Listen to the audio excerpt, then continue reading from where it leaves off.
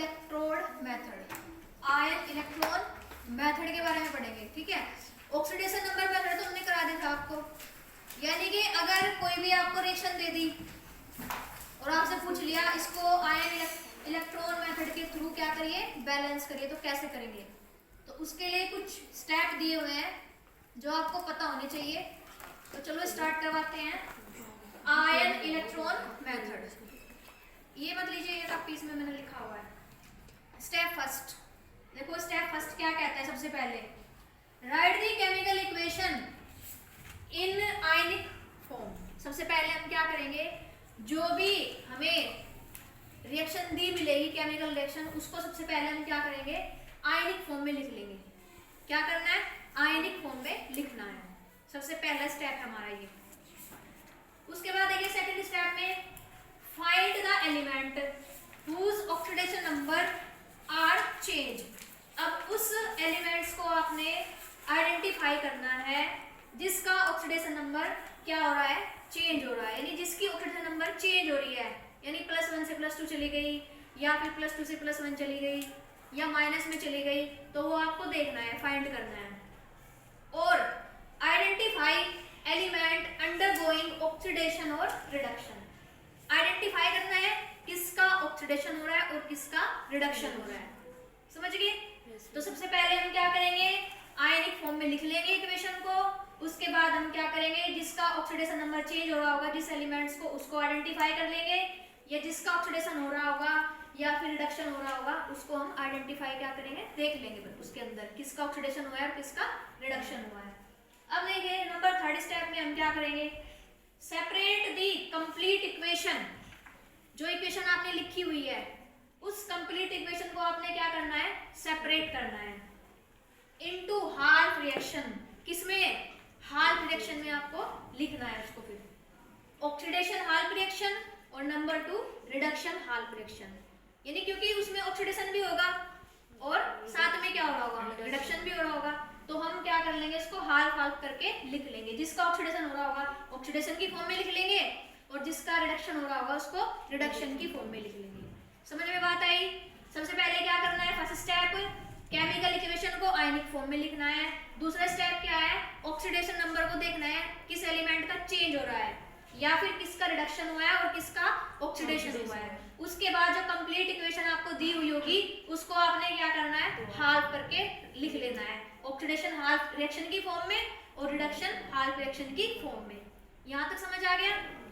आगे देखिए number fourth step क्या कहता है, balance the half equation by the following step. अब क्या करोगे, जो बैलेंस हाल्फ इक्वेशन है उसको आपने फॉलोइंग स्टेप के थ्रू उसको कंप्लीट बैलेंस करना है। देखो क्या क्या स्टेप है उसमें। Number first, balance all atom. जितने भी एटम वहां पर आपको दिए मिलेंगे उनको आपने क्या करना है, बैलेंस करना है। Other than oxygen and hydrogen, किसको छोड़ करके, ऑक्सीजन को छोड़ करके और हाइड्रोजन को छोड़ करके, ये ध्यान रखना है।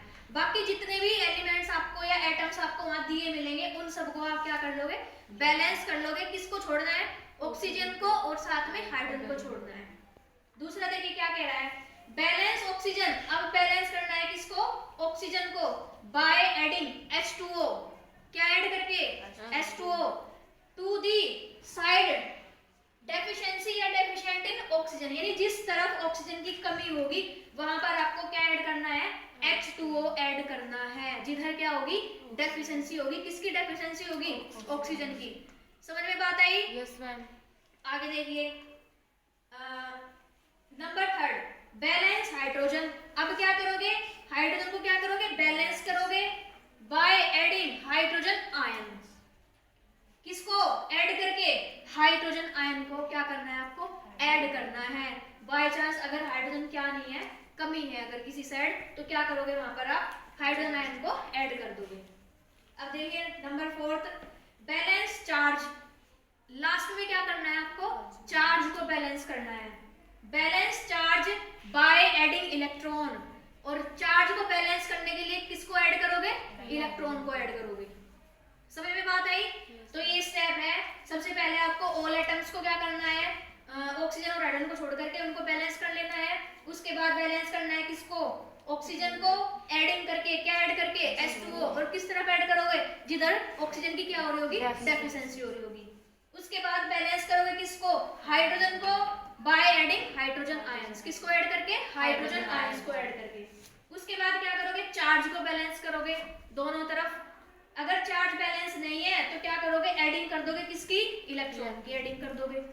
अब देखिए लास्टली जो लास्ट स्टेप है 5th नंबर का, add the two half equation. अब क्या करोगे, जो आपने टू हाल्फ इक्वेशन अलग अलग बैलेंस की है उनको आपने क्या करना है, ऐड करना है। Half equation such that electron in two half gets cancel, जिसमें क्या हो जाते हैं, जो इलेक्ट्रॉन आपने ऐड किए थे ना दोनों साइड, वो कैंसिल हो जाएंगे। और add to balance half equation, multiply one or both half equation by suitable number. और बाय चांस अगर नहीं हो रहे हैं तो क्या करोगे, वहां पर आप सुटेबल नंबर से उन दोनों को क्या कर देते हो, मल्टीप्लाई कर देते हो।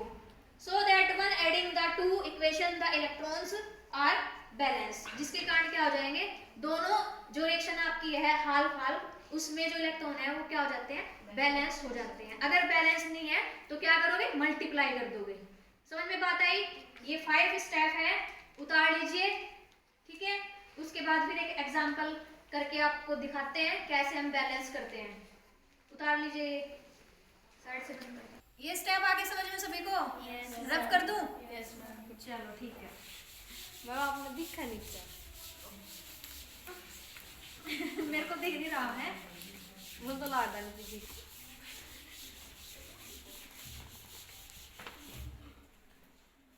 चलो एग्जांपल लेते हैं अब एक।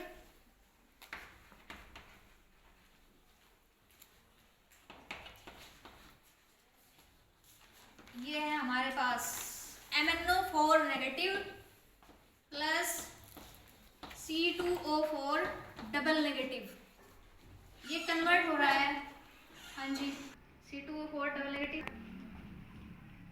ये देखिए MnO4 negative plus C2O4 double negative, ये कन्वर्ट हो रहा है यहाँ पर Mn+2 और प्लस CO2 में, यहाँ पर ये कन्वर्ट हो रहा है, ठीक है।